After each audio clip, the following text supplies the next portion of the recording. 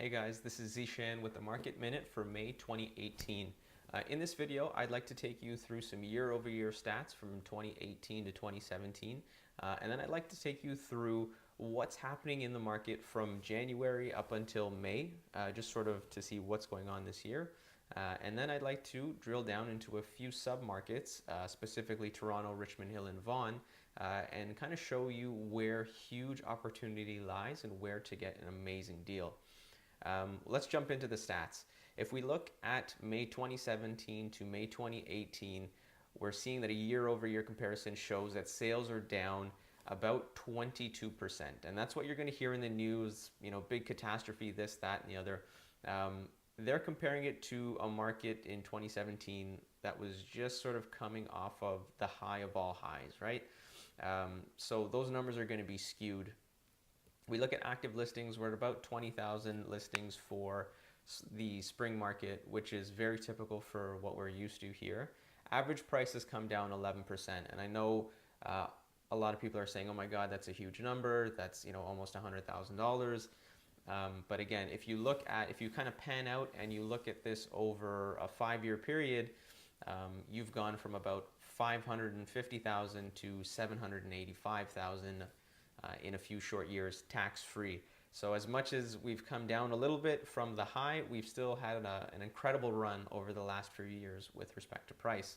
Now, months worth of inventory, we've come up a little bit from 1.83 months to 2.67 months.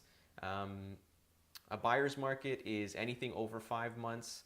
5 months is about a balanced market, and then a seller's market is usually under 5 months. So technically still by the numbers for Toronto or the GTA as a whole, we're at under 3 months worth of inventory. So technically by these numbers, we're still in a strong seller's market. Now again, that's going to vary from neighborhood to neighborhood and area to area, but we'll get into that in just a little bit. Days on market, still 20 days, very respectable. There are some places in the States, for example, where average days on market is 180 days. So we're pretty spoiled up here in the GTA with only an average of 20 days on market. If we look at what's happened from January to May in 2018, you'll see a progression of numbers. I'm not going to go into every single number on this chart.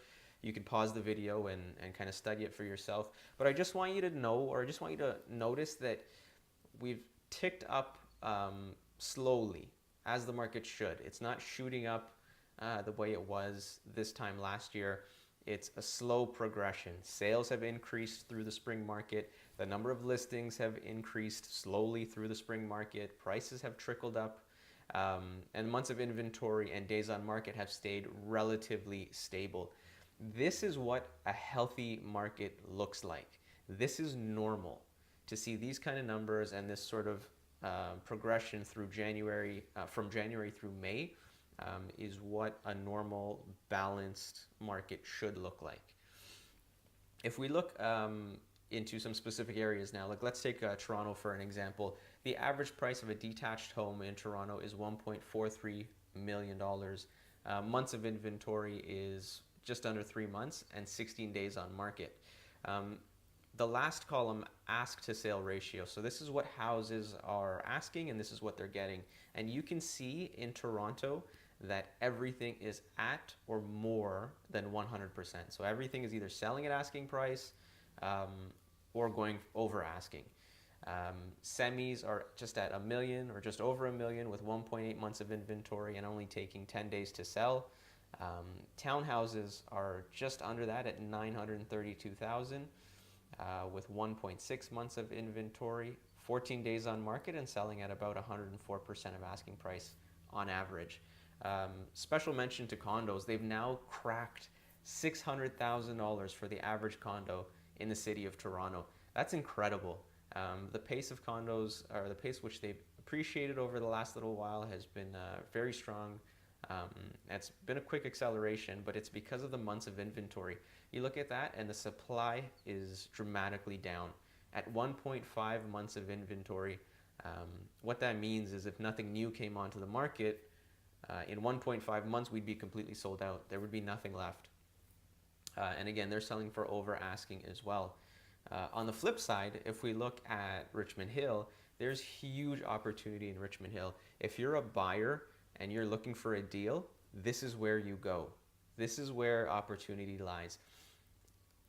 Detached homes in Richmond Hill, 1.39 million right now through May.